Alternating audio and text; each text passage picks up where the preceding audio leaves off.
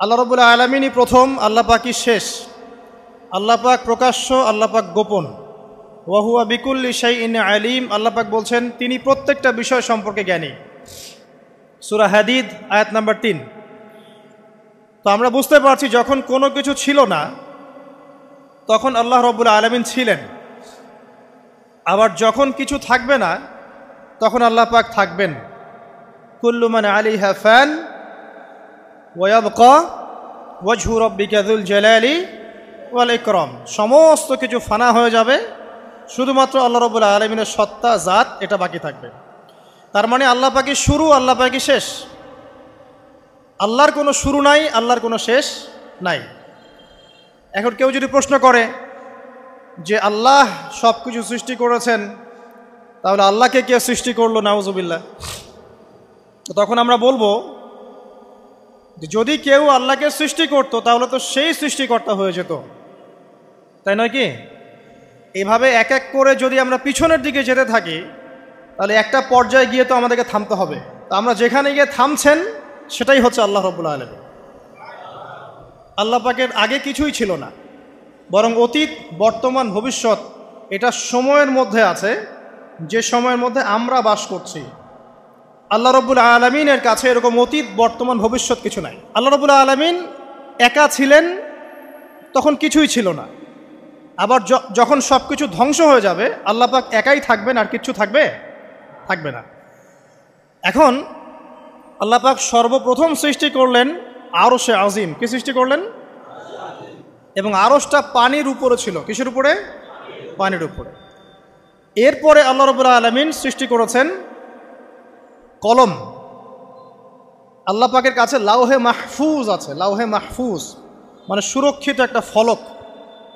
এখানে আল্লাহ পাক কলমকে বললেন লিখো। কলম বলল যে মাযা আকতুব, আমি কি লিখবো হে আল্লাহ? আল্লাহ পাক বললেন কিয়ামত পর্যন্ত যা যা হবে, শেষ দিন পর্যন্ত যা কিছু ঘটবে লিখে ফেলো। কলম লিখে ফেলেছে কিয়ামত পর্যন্ত কি কি হবে। অতএব আপনার রিজিক নিয়ে এত টেনশন করার কোনো দরকার নেই। বিয়ে শাদী হচ্ছে না, এই জন্য কবরে গিয়ে মানত করার কোনো দরকার নেই। সময় মতো হবে ইনশাআল্লাহ। যখন রিজিক তাকদিরে লেখা আছে সময় মতো ইনশাআল্লাহ হবেই। তাকদিরের বাইরে কিচ্ছু হবে না। তো আল্লাহ পাক তাকদির লিখে ফেললেন। এমনকি লাউহে মাহফুজে কোরআনও লিপিবদ্ধ আছে। সূরা বুরুজ পড়েন নাই? বাল হুয়া কুরআনুম মাজিদ ফি লাউহিম মাহফুজ। লাউহে মাহফুজ থেকে কোরআন মাজিদ নাজিল করা হয়েছে প্রথম আসমানে। এরপর প্রথম আসমান থেকে আস্তে আস্তে ধাপে ধাপে বিভিন্ন ঘটনার পালাক্রমে রাসূলুল্লাহ সাল্লাল্লাহু আলাইহি ওয়াসাল্লামের কলবের মধ্যে জিবরাইল আলাইহিস সালামের মারফতে ওহী করা হয়েছে। এই হলো কোরআন, যেটা নাজিল হতে সময় লেগেছে 23 বছর। তো লাউহে মাহফুজ আল্লাহ রাব্বুল আলামিন সব লিখে ফেললেন। এভাবে 6 দিন, আল্লাহ পাকের হিসেবে 6 দিন কত লম্বা আল্লাহ ভালো জানেন। 6 দিনে আল্লাহ রাব্বুল আলামিন এরপর সৃষ্টি করলেন পুরো মহাবিশ্ব। পুরো মহাবিশ্ব বলতে আমি শুধু পৃথিবীর সৌরজগৎ বোঝাচ্ছি না। এই মঙ্গল, বুধ, শনি, বৃহস্পতি এইটুক না, এরকম হাজার হাজার সৌরজগৎ মিলে একটা গ্যালাক্সি হয়, আর হাজারটা গ্যালাক্সি মিলে গিয়ে একটা আসমান হচ্ছে, মহাকাশের একটা ছায়াপথ আসমান হচ্ছে। তো এরকম 7টা আসমান বা 7টা মহাবিশ্ব আল্লাহ পাক সৃষ্টি করলেন মাত্র 6 দিনে। কয় দিনে? ফি সিত্তাতি আইয়াম। 6 দিনে আল্লাহ পাক সৃষ্টি করলেন। এরপর আল্লাহ রাব্বুল আলামিন প্রত্যেক মহাকাশে তার যার যার কাজ সেটা দিলেন। যেখানে যেখানে মাখলুক সৃষ্টি করা আল্লাহ পাক করলেন। আল্লাহ রাব্বুল আলামিন মালায়েকা সৃষ্টি করলেন নূর দিয়ে। কি দিয়ে? আলো দিয়ে। আলোর মধ্য দিয়ে আল্লাহ রাব্বুল আলামিন ফেরেশতা সৃষ্টি করলেন। আল্লাহ পাক জিন সৃষ্টি করলেন। জিন কি দিয়ে? আগুন দিয়ে। একদম যেটা উত্তপ্ত আগুন, লাল আগুন, সেই আগুন দিয়ে আল্লাহ পাক জিন জাতিকে সৃষ্টি করলেন। সৃষ্টি করার পর আল্লাহ রাব্বুল আলামিন জিন জাতিকে পৃথিবীতে পাঠিয়েছেন। কোথায়? আর এখন মানুষ পৃথিবীতে যা করছে, জিন জাতীয় কিছুটা এরকমই কাজ করেছিল, বরং তার চেয়েও হয়তো বেশি করেছিল। পৃথিবীতে সে ফিতনার ফাসাদ সৃষ্টি করেছিল। এক পর্যায়ে আল্লাহ রাব্বুল আলামিন জিন জাতিকে ধ্বংস করে দিলেন। কিছু কিছু জিনকে আল্লাহ পাক অবশিষ্ট রাখলেন, যেগুলো পাহাড়ে, পর্বতে, বিভিন্ন জায়গায়, সমুদ্রে আশ্রয় নিল। পাহাড়ি এলাকাগুলোতে জিন থাকে, গভীর সমুদ্রে জিন থাকে, হ্যাঁ, জঙ্গলে জিন থাকে। এরকম কিছু জায়গা আছে, এগুলোর মধ্যে জিনরা থাকে। তো ওদেরকে ডিস্টার্ব করতে গেলে সমস্যা, আপনাকে ধরে ফেলবে। আর যদি প্রতিদিন সকাল সন্ধ্যার জিকির আজগার ঠিকঠাক মতো না করেন, কোরআন তেলাওয়াত ঠিকঠাক মতো না করেন, নামাজি না হন আর পবিত্র না থাকেন, তাহলে জিন ধরার সম্ভাবনা বেশি। আর আমার মনে হয় এখনকার যে মেয়েগুলো রাস্তাঘাটে ঘোরাফেরা করে, এদের বেশিরভাগই জিন ধরা। কারণ আছে, এমনি এমনি বলি নাই। এটা আপনাকে বুঝতে হলে আল্লাহ এবং তার রাসূলের চোখ দিয়ে দেখতে হবে। তো কারণ তাদের চালচলন স্বাভাবিক না, কিছু একটা ওদের উপর ভর করেছে। ওই ভরটা করার কারণে তার চালচলন আজকে এমন হয়ে গেছে। এবং বহু মেয়ের ঘটনা এমন শোনা যায় যে সরাসরি তারা জিন দ্বারা ইফেক্টেড হয়। দেখেন না, রুকিয়া করতে হয়, শরীয়ভাবে রুকিয়া করতে হয়। তো খেয়াল রাখবেন, সকাল সন্ধ্যার জিকির আজগার ঠিক রাখবেন, কোরআন তেলাওয়াতটা ঠিক রাখবেন, নামাজি হবেন, পাক পবিত্র থাকবেন, জিন আপনাকে কোনো ক্ষতি করতে পারবেন না ইনশাআল্লাহ। জিনরা কিন্তু রাসূল সাল্লাল্লাহু আলাইহি ওয়াসাল্লামেরও ক্ষতি করার চেষ্টা করেছিল। আল্লাহর রাসূল সাল্লাল্লাহু আলাইহি ওয়াসাল্লাম ওটাকে ধরেছিলেন, ধরে মসজিদের খুঁটির সাথে বেঁধে রেখেছে। নামাজের মধ্যে জিন আমাদের নবীকে ডিস্টার্ব করেছিল, আল্লাহ রাসূল ওই জিনকে ধরেছেন, ধরে খুঁটির সাথে বেঁধে রেখেছেন। তারপরে তার মনে পড়ল সুলাইমান আলাইহিস সালামের কথা। সুলাইমান আলাইহিস সালাম বলেছিল আল্লাহকে, আল্লাহ আমাকে যে ক্ষমতা তুমি দিয়েছো, আমার পরে কাউকে এই ক্ষমতা আর দিও না।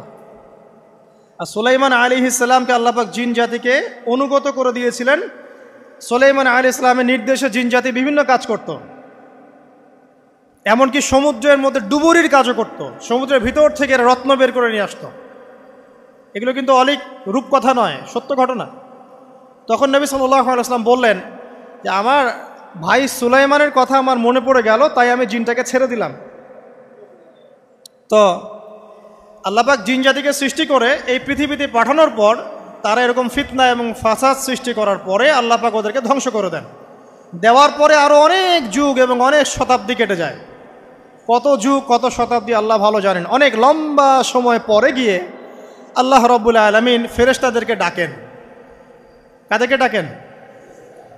তাদেরকে ডেকে বলেন, ওয়াইজ ক্বালা রাব্বুকা লিল মালায়েকা, স্মরণ করো নবী সেই সময়ের কথা যখন তোমার রব ফেরেশতাদেরকে ডাকলেন, ডেকে বললেন, ইন্নী জাইলুন ফিল আরদি খলিফা, হে ফেরেশতা মণ্ডলী, আমি পৃথিবীতে আমার খলিফা পাঠাতে চাই।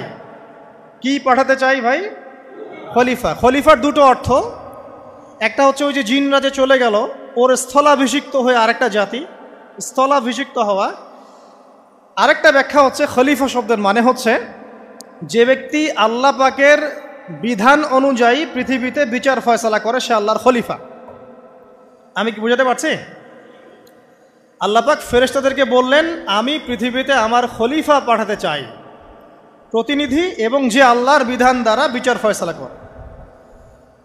তখন ফেরেশতারা বলছেন, ক্বালু, ফেরেশতারা বলছেন, আতাজআলু ফিহা মান ইউফসিদু ফিহা ওয়া ইয়াসফিকু দিমা, হে আল্লাহ, আপনি কি এমন কোন সৃষ্টিকে আবার পৃথিবীতে পাঠাতে চান যে পৃথিবীতে গিয়ে ফিতনা ফাসাদ সৃষ্টি করবে অথবা রক্তপাত ঘটাবে? ফেরেশতারা এই কথা কিভাবে বলতে পারলো? হ্যাঁ, জিন জাতির অভিজ্ঞতার আলোকে। ঠিক আছে? তখন আল্লাহ পাক বলছেন, ইন্নী আ'লামু মা লা তা'লামুন, দেখো আমি যা জানি তোমরা তা জানো না। মানে তারা ফিতনা ফাসাদ সৃষ্টি করতে পারে, কিন্তু আমার কিছু মুখলেস বান্দা থাকবে যারা এই পথে পা বাড়াবে না। আচ্ছা, এবার আল্লাহ রাব্বুল আলামিন আদম আলাইহিস সালামকে সৃষ্টি করলেন। আল্লাহ পাক নিজের হাত দিয়ে আদম আলাইহিস সালামকে সৃষ্টি করেছেন। সূরা সদের মধ্যে আল্লাহ পাক বলেছেন, দেখুন মহাবিশ্বের কোনো সৃষ্টির ব্যাপারে বলা হয়নি যে খলাকতু বিয়াদাই, আমি নিজ হাতে তাকে সৃষ্টি করেছি। শুধুমাত্র আদম আলাইহিস সালাম, আমাদের পিতার ক্ষেত্রে বলা হয়েছে খলাকতু বিয়াদাই, আমি নিজ হাতে তাকে সৃষ্টি করেছি। কত সম্মান, কত ভালোবাসা, তাই না? এবার আল্লাহ রাব্বুল আলামিন আদম আলাইহিস সালামকে সমস্ত নাম শিক্ষা দিলেন। সমস্ত নাম মানে কি? ওয়াল্লামা আদামাল আসমাআ কুল্লাহা, আল্লাহ পাক বলছেন এরপর আমি আদম আলাইহিস সালামকে মহাবিশ্বের যত জ্ঞান আছে সমস্ত নাম শিক্ষা দিয়ে দিলাম। সুবহানাল্লাহ। যেই জ্ঞান ফেরেশতাদেরও ছিল না, যেই জ্ঞান ইবলিসেরও ছিল না। ইবলিস কিন্তু অনেক জ্ঞানী ছিল, অনেক বড় আবেদ ছিল, সে দীর্ঘদিন আল্লাহর ইবাদত করেছে, কিন্তু এই জ্ঞান কিন্তু তারও ছিল না, ফেরেশতাদেরও ছিল না। সুম্মা আরাদাহুম আলাল মালাইকা, এরপর আল্লাহ রাব্বুল আলামিন আদম আলাইহিস সালামকে ফেরেশতাদের সামনে নিয়ে আসলেন, উপস্থাপন করলেন। মহাবিশ্বের ঘটনা, এটা ঘটছে, চিন্তা করেন, এটা কিন্তু ঘটেছে আগে, অতীত। এবার সমস্ত ফেরেশতার সামনে আদম আলাইহিস সালামকে নিয়ে আসা হচ্ছে। এবার বলা হচ্ছে যে হে ফেরেশতারা, তোমরা এই নামগুলো বলে দাও দেখি, তোমরা যদি সত্যবাদী হও। তো ফেরেশতারা বলছেন লা ইলমা লানা ইল্লা মা আল্লামতানা, হে আল্লাহ, আপনি আমাদেরকে যা শিখিয়েছেন এর বাইরে তো কোনো জ্ঞান নাই আমাদের। তারপর আল্লাহ পাক আদমকে বললেন আলাইহিস সালাম, হে আদম, তুমি সব নাম বলে দাও দেখি। এরপর আদম আলাইহিস সালাম সমস্ত নাম একটা একটা করে বলে দিলেন। তাহলে আমাদের পিতা জ্ঞানী ছিলেন, নজ্ঞ ছিলেন? আর আমরা তার সন্তান হিসেবে জ্ঞানী নজ্ঞ? এটা আমাদের শোভা পায়? আমাদের পিতা ছিলেন মহাবিশ্বের সবচেয়ে জ্ঞানী সত্তা, আল্লাহ রাব্বুল আলামিন তাকে জ্ঞান শিক্ষা দিয়েছেন, সমস্ত জ্ঞান। তবে তার সমস্ত জ্ঞান আর এই মহাবিশ্বের সমস্ত জ্ঞান আল্লাহর জ্ঞানের তুলনায় কতটুকু জানেন? একটা সমুদ্রের মধ্য থেকে এক ফোঁটা পানি উঠালে যেমন হয়, পুরো মহাবিশ্বের জ্ঞান আল্লাহর জ্ঞানের সামনে এতটুকু। আল্লাহ পাকের জ্ঞান এত অসীম, পুরো মহাসাগরের মধ্য থেকে এক ফোঁটা পানি তুললে, ওই যে এক ফোঁটা পানি তুললেন, এটা মহাবিশ্বের জ্ঞান, আর বাকি সমস্ত পানি এটা আল্লাহ পাকের জ্ঞান। ঠিক দুনিয়ার জীবনের এক্সাম্পলটা এমনই। একটা সাগরের মধ্যে আঙ্গুল ডুবালে, আঙ্গুল উঠালে যতটুকু পানি আঙ্গুলে বেঁধে থাকে, এটা দুনিয়া। আর পুরো মহাসাগরটাই হচ্ছে কি? আখিরাত। নবীজি বলছেন সাল্লাল্লাহু আলাইহি ওয়াসাল্লাম, একটা মৃত গাধাকে দেখে বলছেন, সাহাবীরা, তোমরা কি কেউ এই গাধাটাকে 1 দিরহামের বিনিময়ে কিনবে? কান কাটা, মৃত, গলে আছে, এই গাধাটাকে কিনবা 1 দিরহাম দিয়ে? সাহাবীরা বলছেন, মাংনা দিলেও তো কিনবো না। ইয়া রাসূলুল্লাহ, যদি ফ্রিও কেউ দেয়, বিনামূল্যে দেয়, তাও তো নিব না। তখন নবী সাল্লাল্লাহু আলাইহি ওয়াসাল্লাম বলছেন, এটাই হচ্ছে আল্লাহর কাছে দুনিয়ার এক্সাম্পল। ওই মৃত গাধা তোমাদের কাছে যতটা না ইম্পর্টেন্ট, যতটুকু মূল্য রাখে, আল্লাহর কাছে এই দুনিয়া তার চেয়েও কম মূল্য রাখে। তো এই দুনিয়াতে তো সব ফয়সালা হবে না। আমরা তো হতাশ হয়ে যাই না যে দুনিয়াতে এমন কেন, এটা কেন, ওইটা কেন। দুনিয়া এটারই জায়গা। দুনিয়া সব কিছুর কনক্লুশনের জায়গা না, সব কিছুর পরিসমাপ্তির জায়গা হচ্ছে কিয়ামতের মাঠ। ওই দিন যে সফল সে সফল, যে ব্যর্থ সে ব্যর্থ। দুনিয়ার বাড়ি গাড়ি, স্ট্যাটাস, চাকরি বাকরি, ইজ্জত সম্মান, এটা সাফল্য ব্যর্থতার মানদণ্ড নয়, চূড়ান্ত মানদণ্ড নয়। চূড়ান্ত মানদণ্ড কি? ফামান যুহজিহা আনিন নার ওয়া উদখিলাল জান্নাহ ফাকাদ ফাজ। যাকে জাহান্নাম থেকে বাঁচানো হবে, জান্নাতে প্রবেশ করানো হবে, পুলসিরাত পার হতে পারবে, এই একমাত্র ব্যক্তি সফল। তো সাফল্যের সংজ্ঞাটা জেনে রাখবেন, তাহলে আপনি দুনিয়াতে হতাশ হবেন না ইনশাআল্লাহ তাআলা। এবার কি হলো, যখন আদম আলাইহিস সালাম সমস্ত নাম শিক্ষা দেওয়া সমস্ত নাম বলে দিলেন, এখানে নাম মানে কিন্তু খালি নাম নয়, জ্ঞান বলে দিলেন, তখন আল্লাহ রাব্বুল আলামিন ফেরেশতাদেরকে বললেন, তোমরা সবাই এখন আদমকে সিজদা করো। ওয়া ইয কুলনা লিল মালাইকাতি ইসজুদু লি আদম। আল্লাহ পাক এবার বলছেন, আমি সমস্ত মালায়েকাকে বললাম তোমরা আদমকে সিজদা করো। ফাসাজাদু, সবাই সিজদা করলো, ইল্লা ইবলিস, ইবলিস সিজদা করলো না। কেন করলে না? ইবলিসকে বলা হচ্ছে, ইয়া ইবলিস মা মানাকা আল্লা তাসজুদা ইয আমারতুক, তোমাকে কে নিষেধ করলো সিজদা করতে ওই আদমকে যাকে আমি আদেশ করেছি? কে নিষেধ করলো? তখন ইবলিস বলছে, খলাকতানি মিন নার ওয়া খলাকতাহু মিন তিন, আমাকে সৃষ্টি করেছেন আগুন দিয়ে আর আদমকে সৃষ্টি করেছেন মাটি দিয়ে, আমি কিভাবে তাকে সিজদা করতে পারি? ইবলিস বলতে চাইলো যে আপনি যে বলছেন আদমকে সিজদা করো, আদম তো মাটির তৈরি, আমি তো আগুনের তৈরি, তাহলে আপনি ভুল বলছেন। নাউজুবিল্লাহ। আগুন কেন মাটির সামনে নত হবে? মাটি আগুনের সামনে নত হওয়া উচিত। তার কেয়াস হচ্ছে এমন, কেয়াস মানে কি? তার এটা কি? হ্যাঁ, তার এটা যুক্তি, তার এটা যুক্তি এবং দর্শন যে আমি কেন তাকে সিজদা করব? আমি তো আগুনের তৈরি আর আদম হচ্ছে মাটির তৈরি। তো খলাকতাহু মিন নার ওয়া খলাকতানি মিন তিন, খলাকতানি মিন নার ওয়া খলাকতাহু মিন তিন, আমাকে সৃষ্টি করেছেন আগুন দিয়ে, আদমকে সৃষ্টি করেছেন মাটি দিয়ে। আবা ওয়াস্তাকবারা, আল্লাহ পাক বলছেন সে উদ্ধত হলো এবং অহংকার প্রদর্শন করলো। আর আল্লাহ পাক অনেক কিছু মাফ করে দেন, কিছু কিছু বিষয় আল্লাহ পাক মোটেই পছন্দ করেন। তার মধ্যে একটা হচ্ছে অহংকার, তার মধ্যে একটা হচ্ছে শিরক, তার মধ্যে একটা হচ্ছে অন্যের হক নষ্ট করা, তার মধ্যে একটা হচ্ছে আদম সন্তানকে হত্যা করা, তার মধ্যে একটা হচ্ছে বৃদ্ধ বয়সে ব্যভিচার করা, তার মধ্যে একটা হচ্ছে মুরতাদ হয়ে যাওয়া। ওই যে খ্রিস্টান হয়ে যাচ্ছেন না, খালি মরেন তারপর বুঝবেন, খালি মালাকুল মউত আসুক তারপর বুঝবেন। আল্লাহ রাব্বুল আলামিন বলছেন তার রাসূলের মাধ্যমে, কেউ যদি সাক্ষ্য দেয় আল্লাহ ছাড়া কোনো মাবুদ নাই, মুহাম্মদ সাল্লাল্লাহু আলাইহি ওয়াসাল্লাম শেষ নবী, ঈসা ইবনে মারইয়াম আল্লাহর প্রেরিত নবী, আল্লাহর পুত্র নন, জান্নাত সত্য এবং জাহান্নাম সত্য, এই পাঁচটা বিষয় যদি কেউ সাক্ষ্য দেয় ইনশাআল্লাহ সে জান্নাতে যাবে, তার আমল যেমনই হোক না কেন। টাকার বিনিময়ে, চাকরির বিনিময়ে, সমাজসেবার নামে আর চিকিৎসার নামে ইমান বিক্রি করে ফেললেন, সুবহানাল্লাহ সুবহানাল্লাহ। তোমাদের এই পৃথিবীতে বেঁচে থাকার চাইতে মাটির তলে চলে যাওয়া ভালো। আবর্জনার কোনো প্রয়োজন নাই আল্লাহর এই জমিনে। এই মুসলিম উম্মার আবর্জনার কোনো প্রয়োজন নাই। এই মুসলিম উম্মার ইমানদার সাহসী তরুণ প্রজন্মের দরকার। আল্লাহ পাক কবুল করুন, আমিন। এরপরে কি হলো? ইবলিস সেজদা করলো না, আবা ওয়াস্তাকবার, সে উদ্ধত হলো এবং অহংকার প্রদর্শন করলো। এবার আল্লাহ পাক জিজ্ঞাসা করলেন, কেন করলে না, কেন করলে না? সে বলল যে আগুন দিয়ে সৃষ্টি করেছেন আমাকে, তাকে সৃষ্টি করেছেন আপনি মাটি দিয়ে, সো আপনি ভুল আমি সঠিক, আমি কেন তাকে সেজদা করব? আল্লাহ পাক তখন আর তার প্রতি রহম করলেন না। আল্লাহ পাক তখন তাকে বলছেন ফখরুজ মিনহা, এখান থেকে বেরো। আল্লাহ পাক যেমন গফুর রহিম আরহামুর রহিমিন, ঠিক তেমনি আল্লাহ পাক শাদীদুল ইকাব, কঠিন শাস্তিদাতাও বটে। আল্লাহ পাক শুধু কি দয়াই করবেন, শাস্তি দিবেন না? দিবেন। ফখরুজ, অপদস্থ হয়ে লাঞ্ছিত হয়ে এখান থেকে বের হয়ে যাও। এখানে অহংকার করার অধিকার তোমাকে দেয়া হয় না, এখান থেকে বের হয়ে যাও। এবার ইবলিস বের হয়ে যাচ্ছে। বের হয়ে যাওয়ার সময় ইবলিস বলছে রব্বি, কি বলছে? রব্বি। দেখেন ইবলিস আল্লাহকে বলছে রব্বি, মানে ইবলিস আস্তিক। ইবলিস কি আস্তিক? ইবলিস আল্লাহ বিশ্বাস করে।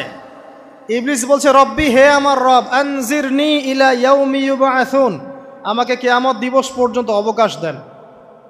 আমাকে তো বের করে দিচ্ছেন, ঠিক আছে, আমাকে কিয়ামত দিবস পর্যন্ত অবকাশ দেন। শব্দ চয়ন হচ্ছে রব্বি, হে আমার রব, মানে ইবলিস কিন্তু নাস্তিক না।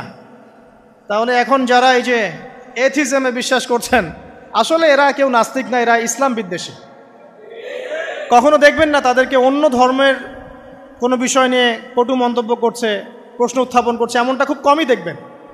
এদের যত মাথা ব্যথা ইসলাম নিয়ে। এখানে দেখেন ইবলিসের কথা বলছি, ইবলিস কিন্তু আস্তিক। ইবলিস কি বলছে? রব্বি আনজিরনি ইলা ইয়াউমি ইউবআসুন, হে আমার রব। ইবলিস জানে যে আল্লাহ তার রব।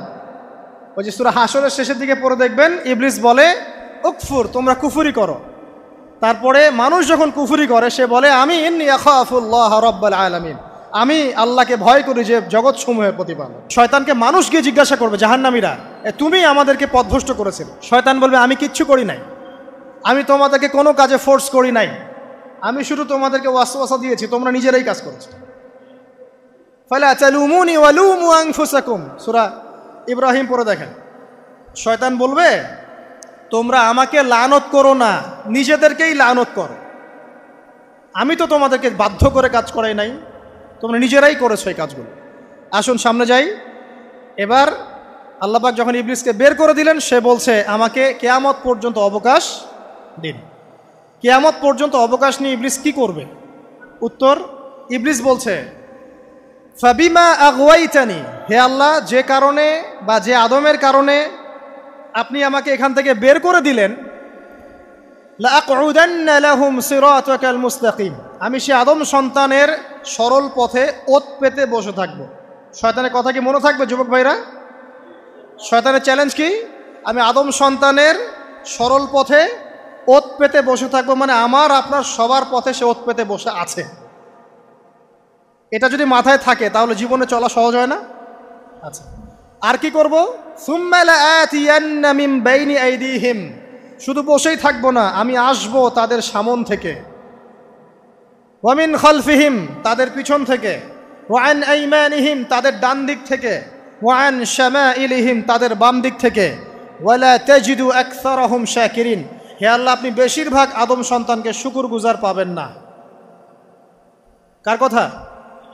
শয়তানের। এই কথাটা কি সত্য না মিথ্যা? এখন বেশিরভাগ লোক নামাজ পড়ে না পড়ে না?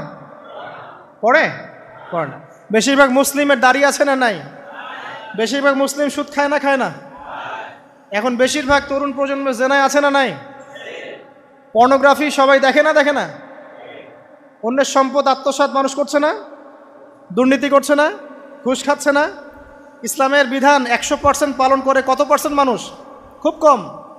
আচ্ছা বাদ দেন এত বড় বড় কথা, শুধু কোরআনুল কারীম তেলাওয়াত করতে পারে কতজন মানুষ? বলি না আমরা 90% মুসলিমের বাংলাদেশ, তো 90% মুসলিমের বাংলাদেশে কত ভাগ মুসলিম কোরআন তেলাওয়াত করতে পারে? একটা শুমারি করে দেখেন, কোরআন শুমারি। এটা কোরআন শুমারি করে দেখেন যে কত পার্সেন্ট মুসলিম শুদ্ধ করে কোরআন পড়তে পারে। যারা পড়তে জানে তাদেরও পড়া যে কত ভুল আছে আলেম ওলামার কাছে গেলে বুঝতে পারবেন। আর এই ভুলের কারণে যে অর্থ কত পরিবর্তন হচ্ছে আপনি তো জানেনই না। তো এই যে শয়তান বলেছে ওয়ালা তাজিদু আকসারাহুম শাকিরিন, আপনি বেশিরভাগকেই শুকরগুজার পাবেন। তো কথা সত্য না মিথ্যা? দেখেন ও কিন্তু তার মিশনের মধ্যে ঠিকই আছে। কথা যে সত্য তার প্রমাণ সহিহ বুখারীর একটা হাদিস, যেটা 4 বার এসেছে বুখারীর মধ্যে, যে আদম আলাইহিস সালামকে ডাকা হবে কিয়ামতের মাঠে, ডেকে বলা হবে তোমার সন্তানদের মধ্য থেকে জাহান্নামীদেরকে আলাদা করে দাও। আদম আলাইহিস সালাম বলবেন কতজনকে আলাদা করে দিব? আল্লাহ পাক বলবেন প্রতি 1099 জনকে জাহান্নামের জন্য আলাদা করে দাও। শয়তানের কথা ঠিক না বেঠিক? এবার আল্লাহ রাব্বুল আলামিন তাকে বের করে দিলেন। ইবলিস এবার বের হয়ে গেল, চ্যালেঞ্জও করলো। এবার আল্লাহ পাক আদম আলাইহিস সালামকে ডেকে বলছে ইয়া আদম, এবার আদম আলাইহিস সালামের এই যে পাজর মানে বুকের পাজর, এখান থেকে তার সঙ্গিনীকে সৃষ্টি করা হলো। কারণ আদম আলাইহিস সালাম একাকী ছিলেন, একা কি থাকা যায়? একা থাকতে কষ্ট হয় না? একজন জীবন সঙ্গী লাগে না?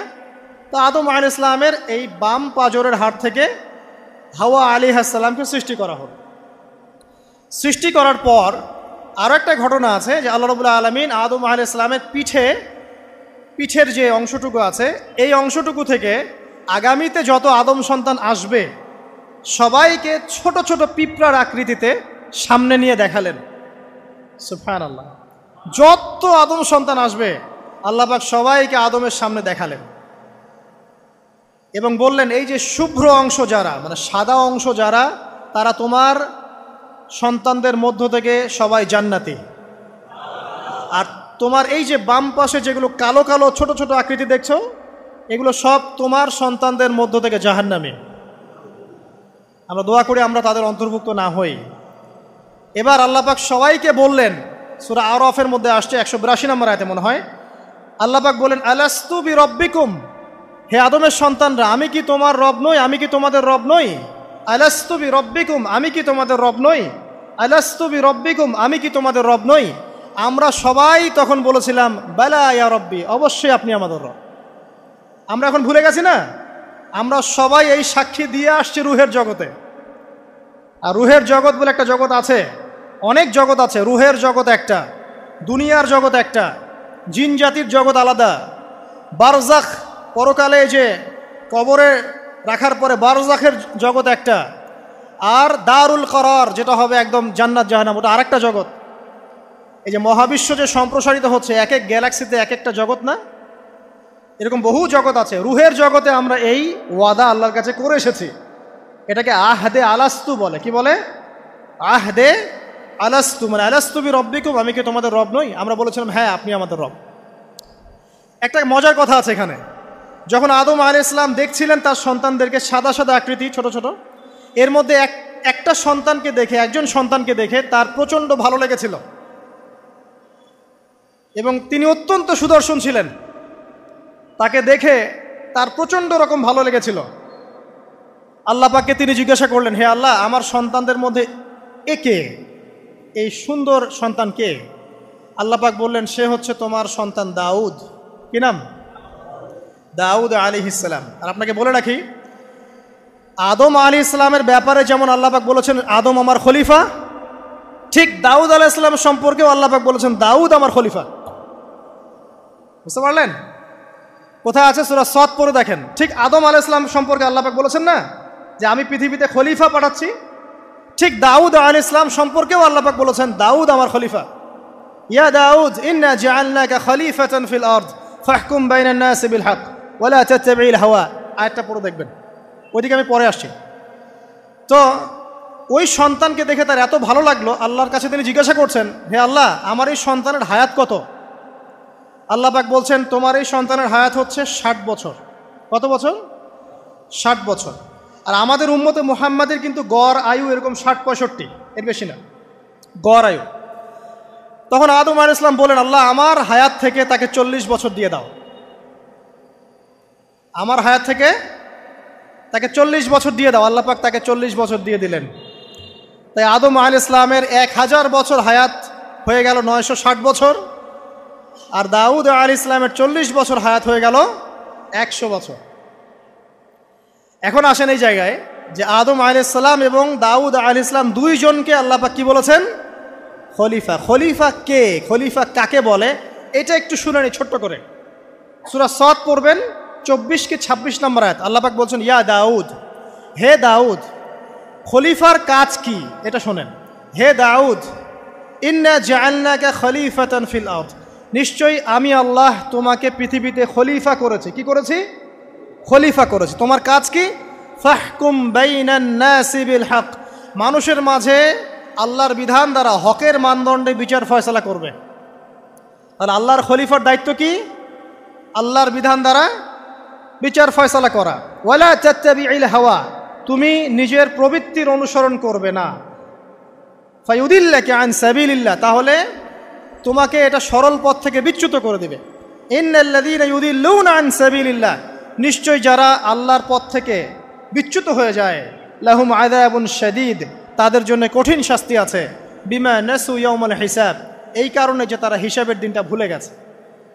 এই আয়াত থেকে খলিফার ফাংশন বুঝতে পারলেন? খলিফার ফাংশন কি? আপনি যা ইচ্ছা তাই ফয়সালা করবেন, নিজের মন গড়া যা ইচ্ছা রচনা করবেন।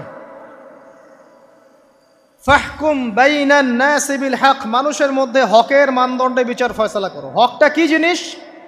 আমার দর্শন হক, আমার ফিলোসফি হক, আমার যুক্তি, আমার বিজ্ঞান, এগুলোই হকের মানদণ্ড। হকের মানদণ্ড কি? কোথায় উত্তর আছে? কোরআনেই উত্তর আছে। কোন সূরা? সূরা কাহফ। কত নম্বর আয়াত? আয়াত নম্বর 29। আল্লাহ পাক বলছেন, ওয়াকুলিল হাক্কু মির রাব্বিকুম, হক সেটাই যা তোমার রবের পক্ষ থেকে নাজিল। কথা কি ক্লিয়ার? হক কি জিনিস? যা তোমার রবের পক্ষ থেকে নাজিল হয়। ফামান শাআ ফালইউমিন, যার ইচ্ছা হয় সে স্বীকার করুক। ওয়ামান শাআ ফালইয়াকফুর, যার ইচ্ছা হয় সে অস্বীকার করুক। ইন্না আ'তাদনা লিযালিমিনা নারান, অস্বীকারী জালেমদের জন্য আমি আগুন প্রস্তুত করে রেখেছি। তো এখানে আপনি হকের সংজ্ঞা পেলেন এবং হকের মানদণ্ডে বিচার ফয়সালা করলে পরে খলিফা হয়। যদি আল্লাহ পাকের হকের মানদণ্ডে কেউ ফয়সালা না করে সে আল্লাহর খলিফা নয়, সে শয়তানের খলিফা। কথা কি ক্লিয়ার? আচ্ছা, এখন যদি আপনি বাধ্য হন কোনো ক্ষেত্রে সেটা আলাদা বিষয়, বাধ্য হয়েছেন সেটা আলাদা বিষয়, কিন্তু আকীদা স্পষ্ট থাকতে হবে যে আল্লাহ রাব্বুল আলামিনের বিধান চূড়ান্ত, এর উপর কোনো বিধান নাই। এখন আপনি আদম এবং দাউদ আলাইহিস সালামের মধ্যে একটা সম্পর্ক বুঝতে পারলেন। এবার আল্লাহ পাক আদম আলাইহিস সালামকে ডাকলেন, ডেকে বলছেন, আদম এবং হাওয়া, তোমরা দুজন উসকুন আনতা ওয়া যাওজুকাল জান্নাহ, এবার তুমি আর তোমার স্ত্রী হাওয়া তোমরা জান্নাতে থাকো। ফাকুলা মিনহা রাগাদান হাইথু শি'তুমা, জান্নাতের যেখান থেকে ইচ্ছা তোমরা ফল খাও বা যা ইচ্ছা তাই করো, সব কিছু উন্মুক্ত তোমাদের জন্য জান্নাতে। একটা বিষয়, ওয়ালা তাকরাবা হাযিহিশ শাজারা, এই যে গাছটা দেখছো এই গাছের কাছেও যাবে না। এখানে শব্দ এমন না যে গাছের ফল খাবে না, শব্দ হচ্ছে এমন গাছের কাছেও যাবে না। যেমন ওয়ালা তাকরাবু জিনা, জেনা করবে না আল্লাহ পাক বলেননি, বলেছেন জেনার কাছেও যাবে না। ওয়ালা তাকরাবু মাল আল ইয়াতিম, ইয়াতিমের মাল খাবে না আল্লাহ পাক বলেন নাই, আল্লাহ বলছেন ইয়াতিমের মালের কাছেও যেও না। আমি কি বুঝাতে পারছি? এই গাছের কাছেও যেও না। এবার জান্নাতে তারা থাকতে লাগলেন। এবার ইবলিস তো আর হাল ছেড়ে দেয় নাই, সে কি বলেছিল? ডান বাম সামন পিছন সব দিক থেকে আসবে। সে এসে ওয়াসওয়াসা দেয়। কি ওয়াসওয়াসা দেয়? হে আদম, হে আদম, হাল আদুল্লুকা, আমি কি তোমাকে বলে দিব, আলা শাজারাতিল খুলদ ওয়া মুলকিন লা ইয়াবলা, হে আদম আমি কি তোমাকে বলে দিব এমন একটা গাছের কথা যেই গাছের ফল খেলে পরে তুমি চিরস্থায়ী জীবন লাভ করবে, কোনো দিন মারা যাবে না। এই চিরস্থায়িত্বের টোপ দিচ্ছে কে? এই চিরস্থায়ী ক্ষমতার টোপে মানুষ পথ হারাচ্ছে না পৃথিবীতে। ওয়া মুলকিল লা ইয়াবলা, এমন রাজত্ব পাবে যেই রাজত্ব কখনো ক্ষয় হবে না। চিরস্থায়িত্বের টোপ, রাজত্বের টোপ, এই দুটোই হচ্ছে পৃথিবীতে মানুষকে পথভ্রষ্ট করার শয়তানের অস্ত্র। কথা মনে বুঝতে পারেন না? আমার মাথার উপর দিয়ে যাচ্ছে, বুঝতে পারবেন ইনশাআল্লাহ। তো টোপ দিচ্ছে দুইটা, হাল আদুল্লুকা আলা শাজারাতিল খুলদ ওয়া মুলকিল লা ইয়াবলা। করতে করতে করতে করতে একদিন সত্যি সত্যি আমাদের পিতামাতা সেই গাছের কাছে চলে গেলেন। যখনই চলে গেলেন, ফালাম্মা যাকা শাজারা, যখন তারা গাছের কাছে চলে গেলেন, বাদাত লাহুমা সাওআতিহিমা, তাদের পরনে যে জান্নাতি কাপড় ছিল ধাপাস করে খুলে পড়ে গেল। ইন্না লিল্লাহি ওয়া ইন্না ইলাইহি রাজিউন। আমাদের পিতামাতাকে পুরো মহাবিশ্বে ফেরেশতাদের সামনে জান্নাতে নগ্ন করে দিল ইবলিস। আমি মনে বুঝাতে ব্যর্থ হচ্ছে। আমাদের পিতামাতাকে জান্নাতে ফেরেশতাদের সামনে, সবার সামনে নগ্ন করে কাপড় খুলে ফেললো কে? ইবলিস। তো এখন যে কাপড় খোলার সংস্কৃতি চলছে, কারা এরা? ওরা জিন শয়তান, এগুলো মানুষ শয়তান। শয়তান দুই প্রকার, মিনাল জিন্নাতি ওয়ান নাস, জিন শয়তান আর মানুষ শয়তান। ওই জিন শয়তান এদেরকে ওয়াসওয়াসা দিয়ে দিয়ে নগ্ন করেছে। এরা এখন নগ্নতার আন্দোলন শুরু করেছে, এবং আমি জানি কয়দিন পর এটা বিকিনি পরেও ঘুরবে। অবাক হচ্ছেন? কিয়ামতের আলামতের মধ্যে অন্যতম হচ্ছে মানুষ রাস্তার ধারে ধারে জেনা করবে, রাস্তার মোড়ে মোড়ে জেনা হবে। তখনকার সবচেয়ে ভালো মানুষ হবে সেই ব্যক্তি যে গিয়ে বলবে যে বাবা তোমরা জেনা করছো করছো, এই দেয়ালের পিছনে গিয়ে করতে পারলা না। সে হবে সবচেয়ে ভালো মানুষ। তো এই যে কাপড় খোলার সংস্কৃতি শুরু হয়েছে, এটা কার সংস্কৃতি? বাদাত লাহুমা সাওআতিহিমা। আল্লাহ পাক আরো বলছেন, ইয়া বানি আদম, হে আদম সন্তান, লা ইয়াফতিনান্নাকুমুশ শাইতান, শয়তান যেন তোমাদেরকে ফিতনায় ফেলতে না পারে। কামা আখরাজা আবাওয়াইকুম মিনাল জান্নাহ, ঠিক যেভাবে শয়তান তোমাদের পিতা মাতাকে জান্নাত থেকে বের করে দিয়েছিল। আর কি করেছিল? কামা আখরাজা আবাওয়াইকুম মিনাল জান্নাহ ইয়ানজিউ আনহুমা লিবাসাহুমা, শয়তান তোমাদের পিতা মাতার লেবাস পোশাক খুলে ফেলেছিল। ঠিক এভাবেই যেন পৃথিবীতে শয়তান তোমাদেরকে ফিতনায় ফেলতে না পারে, আল্লাহ পাক সতর্ক করছেন। এখন কি বুঝতে পারছেন? এই নগ্নতার যে ছয়লাভ, নগ্নতা, অশ্লীলতা, পর্নোগ্রাফি, বেহাপনা, ফ্রি মিক্সিং, নারীদেরকে নগ্ন করে রাস্তায় বের করে নিয়ে আসা, এগুলো কার এজেন্ডা? শয়তানের এজেন্ডা।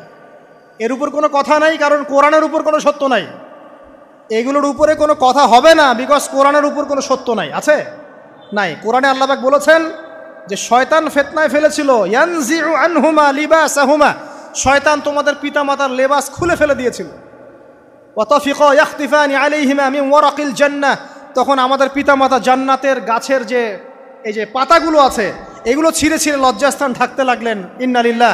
আমাদের পিতামাতার কি দুর্দশা হয়েছিল, আমাদের পিতামাতার কি দুর্দশা, কি লজ্জা হয়েছিল তখন। চিন্তা করে দেখেন, শয়তান কাপড় খুলে ফেলে দিয়েছে।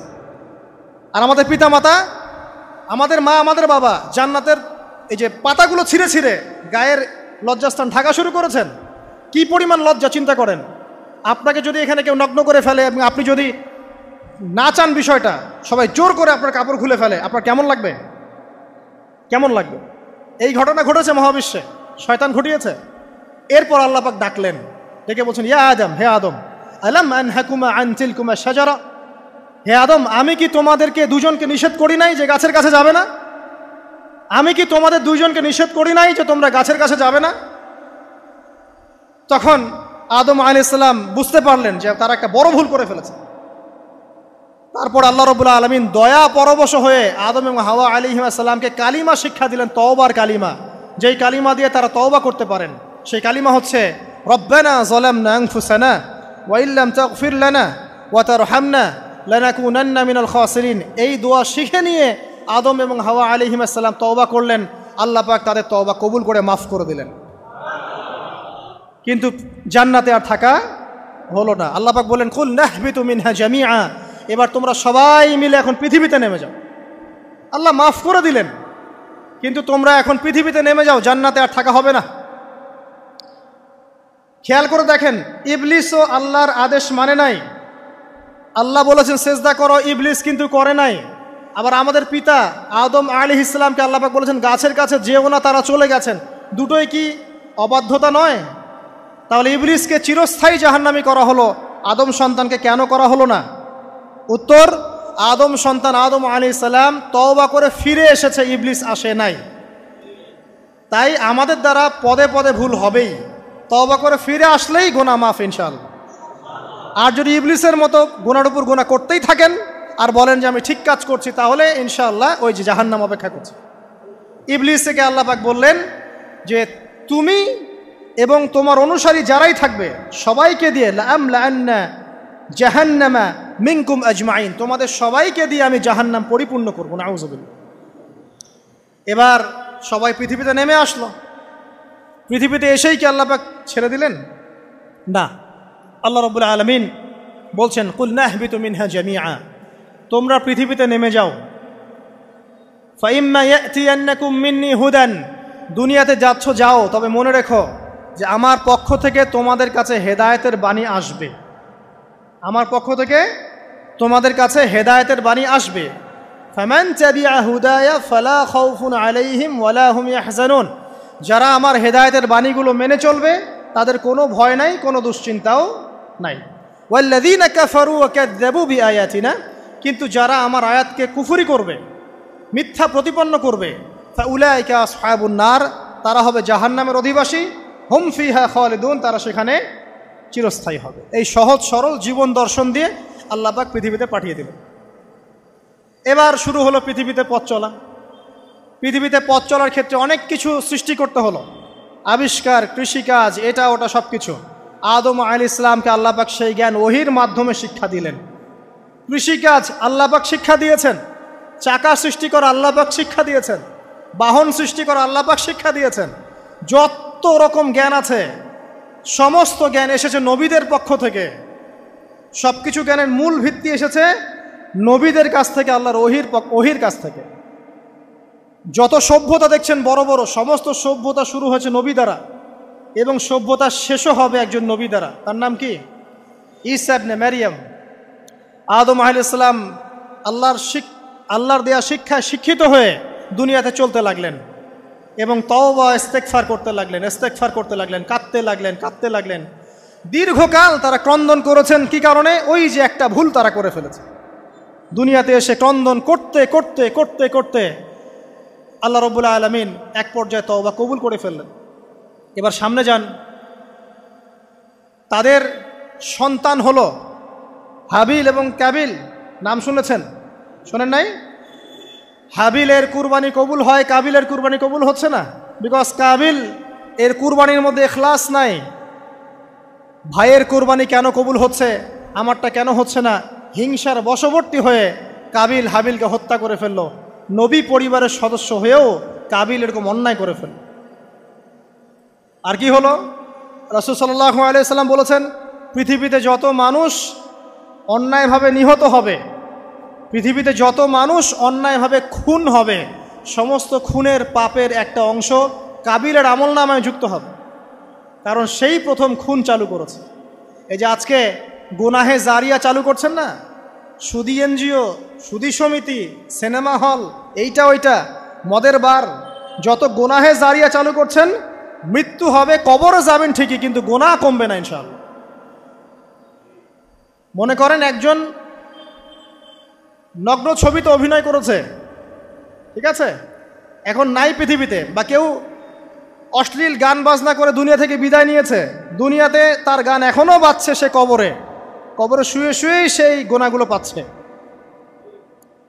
ঠিক আপনি যদি এখন ভালো কোনো কাজ করেন, দিনই কোনো ভালো কাজ করেন, মসজিদ হোক, মাদ্রাসা হোক, ইয়েতিমখানা হোক, বিধবাদের কোনো প্রকল্প হোক, বৃদ্ধাশ্রম হোক, মানবতার কোনো কল্যাণমূলক কাজ হোক, মৃত্যুর পরেও ইনশাল্লাহ আপনি নেকি পেতে থাকবেন।